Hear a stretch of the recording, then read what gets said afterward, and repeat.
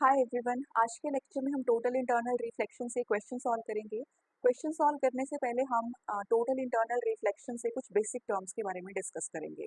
ठीक है, मान लीजिए आपके पास इस तरह से एक डेंसर मीडियम है। डेंसर मीडियम के अंदर हमने एक ऑब्जेक्ट को प्लेस करके रखा है। ठीक है, आपके पास इस तरह से एक ऑब्जेक्ट है। अब इस ऑब्जेक्ट से इस तरह से लाइट रेज फॉल कर रही होंगी। जो लाइट रेज इस तरह से स्ट्रेट मूव कर रही होंगी वो अनडैमेजली पास होगी। ठीक है, मान लीजिए इस पॉइंट पर इस तरह से लाइट रेज फॉल करेंगी बेटा। यहाँ पे हम इस तरह से नॉर्मल ड्रॉप करेंगे और नॉर्मल के साथ ये एंगल आई बना रही है। ठीक है, light rays denser to rarer जा रही हैं, इसीलिए लाइट रेज होंगी away from the normal bend कर जाएंगी। ठीक है, जो लाइट रेज होंगी वो इस तरह से away from the normal bend कर जाएंगी। ठीक है, इस पॉइंट पर मान लीजिए इस तरह से लाइट रेज फॉल करी। ठीक है, अगर इस पर हम इस तरह से परपेंडिकुलर बनाएंगे तो लाइट रे जो होगी वो फिर से away from the normal bend हो जाएंगी। तो इस तरह से मान लीजिए लाइट रेज एमर्ज हो रही है। ठीक है, अब यहाँ पर देखो बेटा, एंगल ऑफ रिफ्रैक्शन आपके पास 90 डिग्री के इक्वल आ रहा है। ठीक है, जबकि ये आपके पास एंगल ऑफ इंसिडेंस है। वो एंगल ऑफ इंसिडेंस जिस पे एंगल ऑफ रिफ्रैक्शन 90 डिग्री के इक्वल आए, उस एंगल को कहा जाता है क्रिटिकल एंगल। ठीक है, अगर लाइट रेज क्रिटिकल एंगल पर इंसिडेंट करेंगी तो एंगल ऑफ रिफ्रैक्शन आपके पास 90 डिग्री के इक्वल होगा। ठीक है, अब इस केस के लिए हम स्नेल्स लॉ का यूज करेंगे। मान लीजिए आपके पास refractive index of the medium mu के इक्वल दे रखा है। Then according to Snell's law, refractive index of the medium, that is mu, into sine of angle of incidence, that is sine IC, is equals to refractive index of the, जो भी आपके पास दूसरा medium है, मान लीजिए ये air है, so air का रिफ्रैक्टिव इंडेक्स 1 होगा, into sine of angle of refraction, refraction यानी कि 90 डिग्री।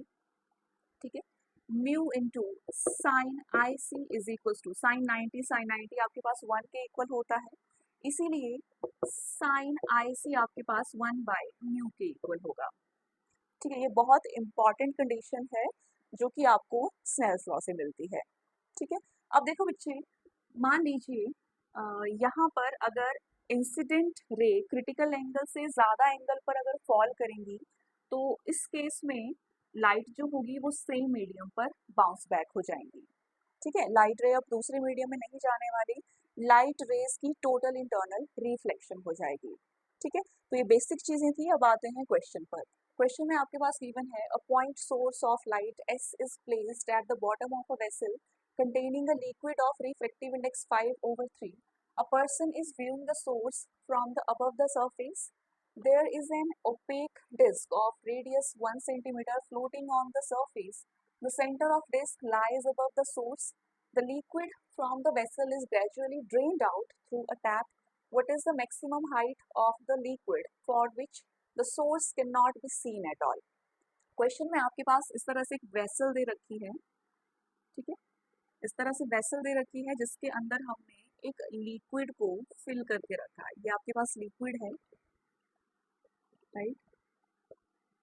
अब इस लिक्विड का रिफ्रैक्टिव इंडेक्स आपके पास 5/3 के इक्वल दे रखा है।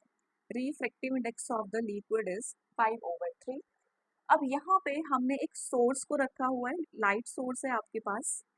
ठीक है, अब देखो बच्चे, इस लाइट सोर्स से इस तरह से रेज बाहर की तरफ फॉल कर रही हैं। ठीक है, यानी कि अगर मैं यहाँ पे खड़ी रहूंगी तो यहाँ से मुझे सोर्स दिखाई देगा। ठीक है, इस पॉइंट पर इस तरह से रिफ्रैक्शन होगा, डेंसर टू रेयर जा रही है, इसीलिए away from the normal light rays bend हो जाएंगी, यानी कि इस पॉइंट पर भी मुझे सोर्स नजर आएगा, राइट।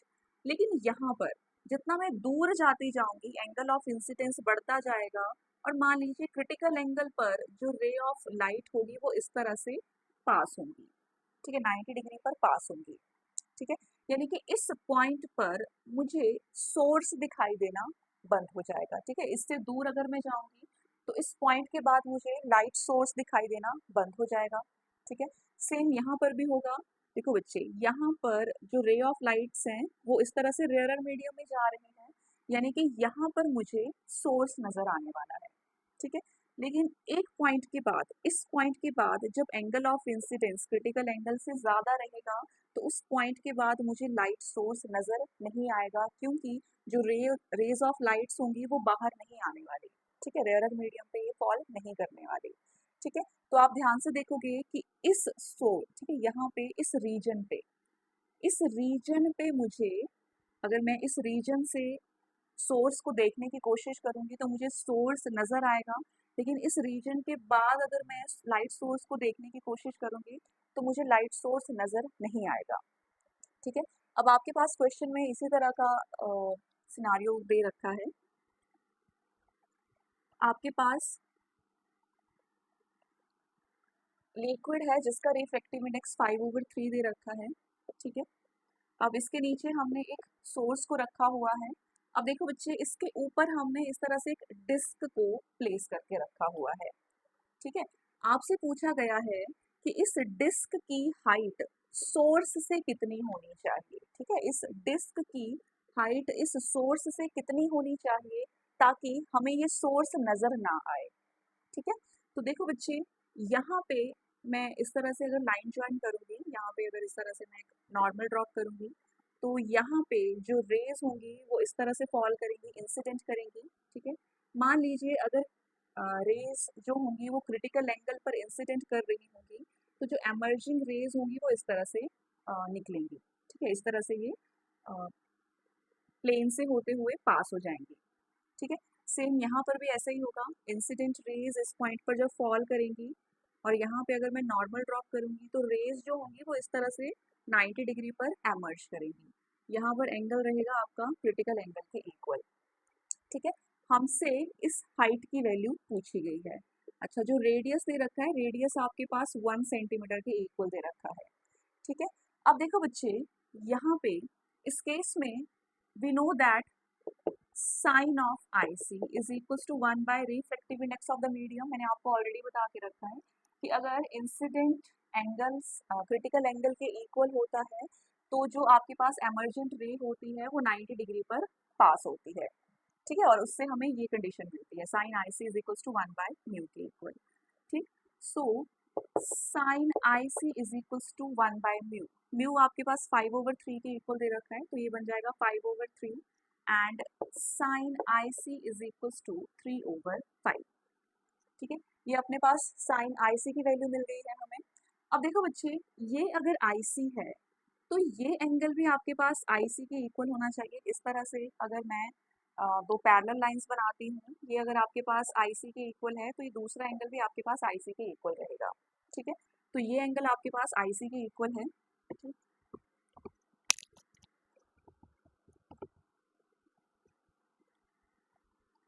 राइट। अब देखो बच्चे, मैं हाइट की वैल्यू निकालना चाहती हूँ तो इस ट्राइंगल से आप हाइट की वैल्यू कैसे निकाल सकते हो? आप tan थीटा का यूज कर सकते हो। अब इस ट्राइंगल में अगर मैं tan आई सी की वैल्यू निकालना चाहती हूँ तो इस तरह से आपके पास ट्राइंगल है, ये आई सी और इससे सामने परपेंडिकुलर, ये आपके पास बेस और ये आपके पास हाइपोटेनस। ठीक है, tan थीटा होता है परपेंडिकुलर अपॉन बेस के equal, therefore tan I C is equal to perpendicular, perpendicular यानी कि R divided by base line that is H. ठीक है, अब tan I C, tan theta होता है sine theta upon cos theta, तो इसे लिखा जा सकता है sine I C over cos I C की फॉर्म में is equal to R over H. ठीक है, अब देखो बेटा, साइन आई सी अपने पास 3/5 के इक्वल दे रखा है, लेकिन हम कॉस आई सी की वैल्यू कैसे निकाल सकते हैं? Since sign square I C plus cos square I सी ये 1 के इक्वल होता है। आपको पता है sine square theta plus cos square theta 1 के इक्वल होता है, इसीलिए sign square I C plus cos square I सी को हम 1 के इक्वल पुट कर सकते हैं।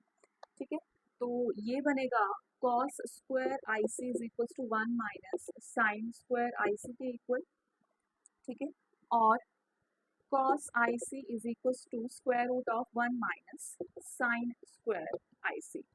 अब यहाँ से cos IC की वैल्यू को उठा के हम इसे क्वेश्चन में पुट करेंगे। ठीक है, तो ये बनेगा sin IC over square root of 1 minus sin square IC के equal is equals to R over H। ठीक है, अब साइन आई सी अपने पास 3/5 के इक्वल है तो ये बन जाएगा 3/5 divided by square root of 1 minus 3/5 5 का whole square is equals to r over h। ठीक है, अब इसकी ज़रूरत मुझे नहीं है तो इसे मैं हटा सकती हूँ। ठीक, अब यहाँ पे 3/5 आपके पास 3/5 है, डिवाइडेड बाय 1 माइनस 3 3 ज़ा 9, 9/25 स्क्वायर रूट के साथ is equals to r over h। ठीक है, तो ये बनेगा 3/5 डिवाइडेड बाय, यहाँ पे 25 आपके पास LCM, 25 minus 9 is equals to r over h, यानी कि 3/5 यहाँ पे आपके पास 16/25 आ रहा है with square root is equals to r over h, right. तो ये बनेगा 3/5 डिवाइडेड बाय 16 का स्क्वायर रूट यानी कि 4, 25 का स्क्वायर रूट देन यानी कि 5 is equals to r over h। ठीक है, सो 3/5 इंटू 5/4 और r की वैल्यू अपने पास 1 सेंटीमीटर के इक्वल है, तो यहाँ पे मैं 1 सेंटीमीटर r की वैल्यू पुट करूंगी। 5 से 5 कैंसिल हो रहा है, हमसे हाइट की वैल्यू पूछी है तो h आपके पास आएगा, h इज इक्वल्स टू 4/3। ठीक है, तो 4/3 वैल्यू आ रही है हाइट की। ठीक है, इस डिस्क को हमने लाइट सोर्स से 4/3 सेंटीमीटर पर प्लेस करके रखा है। अगर इस हाइट पर अगर इस डिस्क को रखा जाए तो हमें लाइट सोर्स नज़र नहीं आने वाला। ठीक है, so this is all about the question जो कि रिलेटेड है आपका टोटल इंटरनल रिफ्लेक्शन से।